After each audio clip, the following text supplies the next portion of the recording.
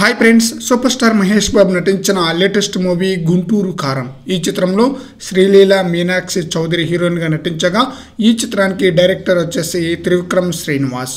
Mahesh Babu, Trivikram Srinivas combination వచ్చిన hat trick movie first show నుండి mixed talk అయితే తెచ్చుకుందనమాట. అయితే కలెక్షన్ చూస్తే సూపర్ హిట్ సినిమాకి ఏ స్థాయిలో కలెక్షన్స్ వసూలు చేస్తుందో అదే స్థాయిలో కలెక్షన్స్ వసూలు చేసి రికార్డులతో దుమ్ము దులిపేసి ఈ చిత్రం బ్రేక్ ఈవెన్ దాటేసి సరికొత్త రికార్డుని అయితే క్రియేట్ చేసిందనమాట.